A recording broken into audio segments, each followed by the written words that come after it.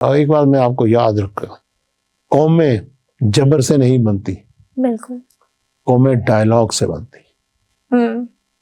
ہم کہتے ہیں ہم نبی پاک صلی اللہ علیہ وسلم کے فالوورز ہیں، ہم بالکل بھی ان کی ہدایات پہ، ان کی احکامات پہ، ان کی سنت پہ عمل نہیں کرتے۔ ہم نے جنرل ضیاء الحق جب بھی اقتدار میں آئے، انہوں نے سب سے پہلے نیشنل سینٹر بند کیے، وہ ڈائلاگ، انہوں نے کہا ڈائلاگ بند کرو، اس ملک میں ڈائلاگ نہیں چلے گا۔ نبی پاک صلی اللہ علیہ وسلم ڈائلاگ کرتے ہیں، ایک عام غریب بدبو سے بھرا ہوا، پسینے سے اٹا ہوا، گرد و غبار سے اٹا ہوا ایک بندہ کھڑا ہوا کہ نبی پاک صلی اللہ علیہ وسلم دھوپ میں 20 منٹ سوال کرتا ہے اور ہمارے آقا جواب دیتے ہیں۔ بالکل۔ اور وہ کہتے ہیں کہ ہر ایک کی بات سنتے ہیں، اور ان جیسی توجہ کی بات سننے والا دنیا میں کہتے ہیں کو پیدا ہی نہیں ہوا جتنی وہ توجہ سے بات سنتے تھے۔ تو ان کو ماننے والے جو ہیں انہوں نے بند کیا ہوا کہ یہ ڈائلاگ نہیں ہونا چاہیے۔ آج ڈائلاگ بند ہے آپ کے ملک، بالکل ایسے ہی۔ شخصی آزادی کہاں، بات کرنے کی آزادی کہاں ہے؟ سر اتنا زیادہ خوف کے سائے کیوں ہے؟ ہم دیکھتے ہیں ہر بندہ ڈرا سہما ہوا ہے، کہیں سچ بولنے لگتا ہے اس کو ایک پتہ نہیں کون سا ڈر اس کے دل میں سما جاتا ہے، وہ زبان بند کر لیتا ہے۔ دیکھیں میں آپ کو ایک بات بتاؤں کہ ہم نے نفرت کے بیج بوئے۔ مجھے یہ ایک لفظ میں آپ کو بتاتا ہوں، یہ ٹکا کس کی کرنسی تھی؟ پاکستان کی؟ ٹکا بنگلہ دیش کی کرنسی تھی۔ صحیح، ٹھیک ہے۔ ٹکا ہم روپیہ، ویسے کرنسی روپیہ تھی لیکن وہاں ٹکا چلتا ہے۔ ٹکا کیا؟ جیسے ہمارے ہاں آنا تھا، کیا میں اس وقت 40 اس سے پہلے کہ آنے ٹکے، آنا ٹکا، آنا جب کہتے تو آنے کے ساتھ آنا کیا ہوتا تھا؟ 1 روپے کے 16 آنے ہوتے تھے۔ جب میں پرائمری میں پڑھتا تھا، 2ری 3ری 4تھی جماعت میں، اس وقت 1 روپے میں 64 پیسے ہوتے تھے۔ صحیح۔ 1 اور 16 اور 1 روپے میں 16 آنے ہوتے تھے، 64 پیسے ہوتے تھے، یا 100 پیسہ پھر بعد میں ہو گیا، 16 آنے بنتے تھے 1 روپے کے۔ اور ایک 5 پیسے کا سکہ ہوتا تھا، ایک 1 پیسے کا سکہ ہوتا تھا، وہ 2 سکے جو ہیں وہ مل کے 1 آنا بنتا تھا۔ اور اسی طرح ان کی اکائی ٹکا تھی۔ ادھر کا ہمارا پنجاب، سندھ، ادھر کے جو ہمارے جو ارباب اختیار تھے، 2 جملے ان کے مشہور ترین جملے تھے جو نفرت پھیلاتے ہیں، پھیلانے والے جملے۔ نمبر 1، 2 ٹکے کے لوگ۔ یہ کس کے لیے تھا؟ یہاں تو ٹکا کو جانتا ہی نہیں تھا۔ اچھا، دوسرا، بنگال کے لوگ ذرا سانولی رنگت کے ہیں، یہ کالے بے ڈھنگے، 2 ٹکے کے لوگ۔ دوسرا ایک جملہ تھا، ٹکے ٹوکری، آپ نے بھی یہ سنا ہوگا، اب بھی کہیں چلتا ہے۔ سر یہ دونوں آج بھی اسی طرح مقبول ہیں، ہر دوسرے پروگرام میں۔ یار کی تھی ٹکے ٹوکری کرتا ہے، یار کی ٹکا تو کرنسی ان کی تھی۔ ہم نے ٹکے ٹوکری کا جو لفظ ہے نا، یہ تنظم ہم بنگالیوں کو کہتے تھے، ان بنگالیوں کو اس شیخ مجیب الرحمان کو جو کہ قائد اعظم کا سب سے بڑے سپورٹرز میں شامل تھے، جو سائیکل پہ کمپین کرتا تھا مسلم لیگ کی۔ تو بدقسمتی تو ہماری ہے۔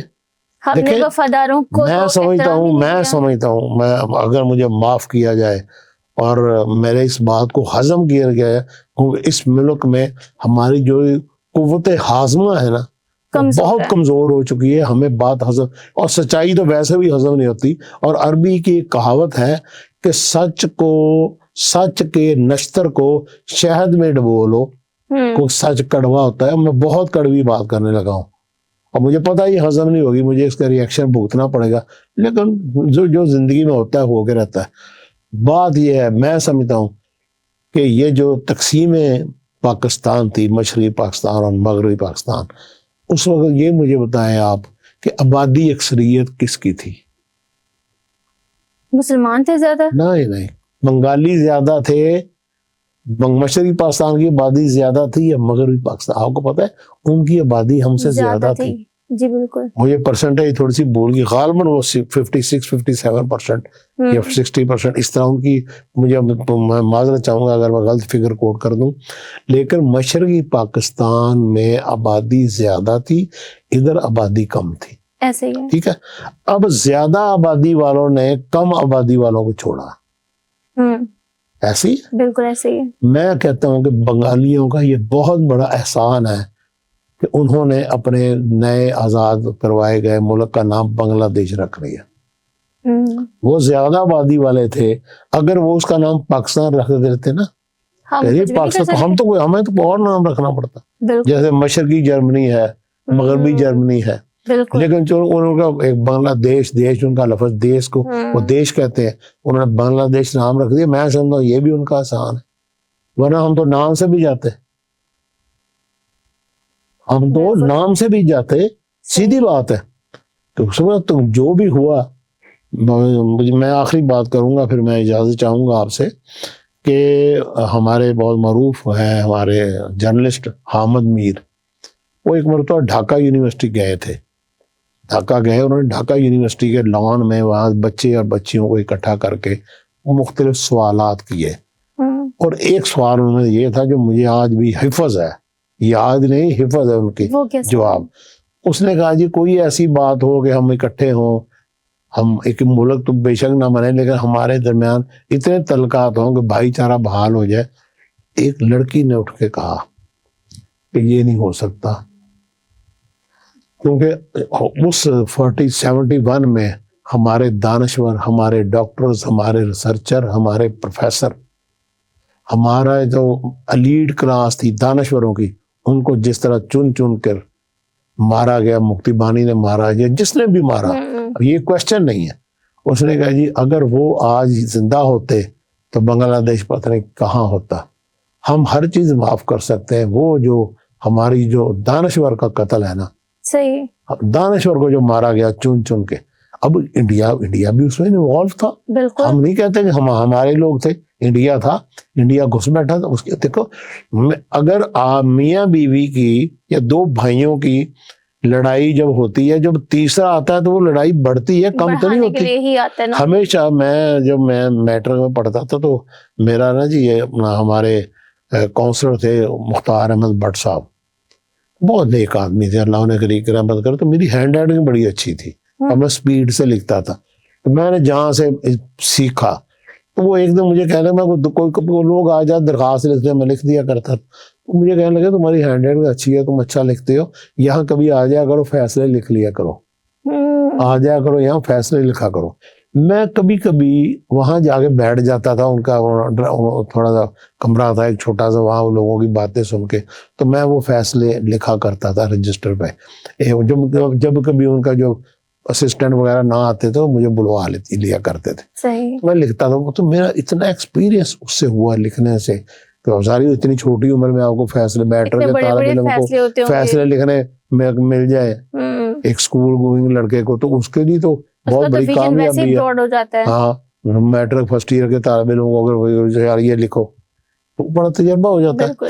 تو میں نے یہ دیکھا ہمیشہ جو میاں بیوی کی لڑائیاں ہوتی تھی وہ زیادہ کونسلر مساوتی عدالتیں ہوتی تھی نا, تو اس میں جب بھی میں دیکھتا تھا وہ تیسرا بندہ داخل ہوتا تھا, خواہ وہ ساس ہو, وہ ماں ہو, وہ سسر ہو, کوئی بھائی ہو, کوئی بہن ہو, جب تیسرا داخل ہوتا تھا تو میاں بیوی لڑتے تھے.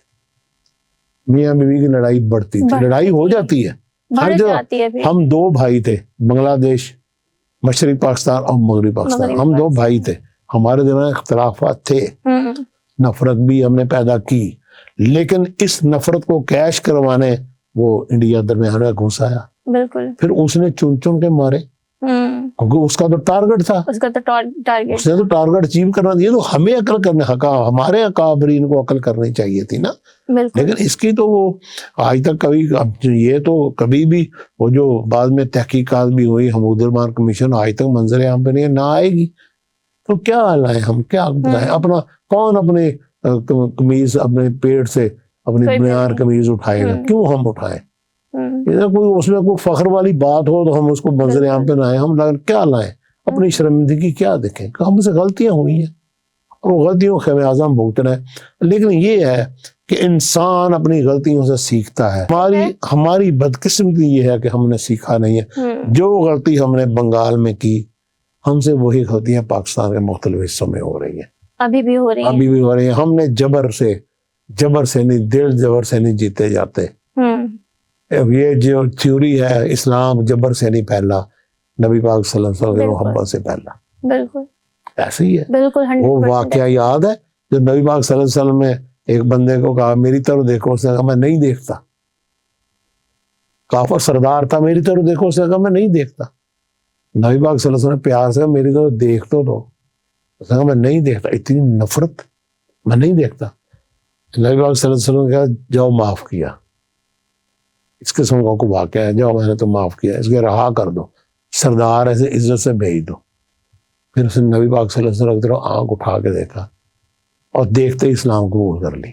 सुभान अल्लाह। मोहब्बत नबी पाक सल्लल्लाहु अलैहि वसल्लम ने अपने, देखे आप गौर फरमाए ना कि 40 साल नबी पाक सल्लल्लाहु अलैहि वसल्लम का करैक्टर लोगों के सामने आया, तब उन्होंने ऐलान किया। ऐसे ही है। और ऐलान करने के लिए अल्लाह ताला क्या हुक्म देता है,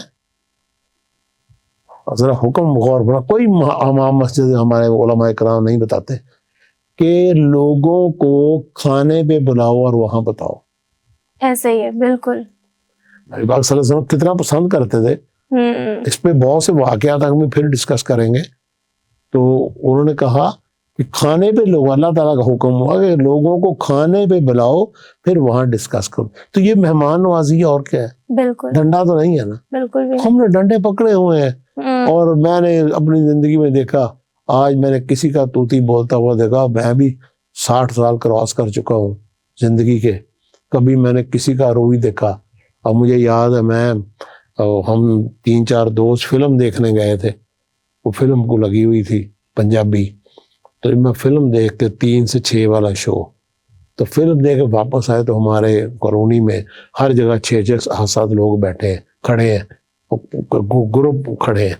तो मैं जब घर के सामने पहुंचा तो मेरे घर के सामने भी मेरे वाला साहब खड़े थे और बहुत से लोग हमारे सामने, शेख साहब रहते थे वो खड़े थे, कुछ और लोग खड़े, 8-10 बंदे हैं, खैर है।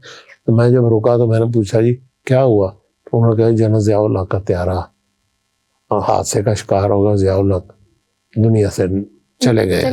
तो 17 अगस्त को 4 बजे या 3:30 बजे वो इस पूरे मुल्क में पूरी आबोताब से वो हुक्मरान था, और आधे घंटे बाद हमें तो अगले लम्हे का पता नहीं, तो हम पता नहीं किस बात पे खड़े।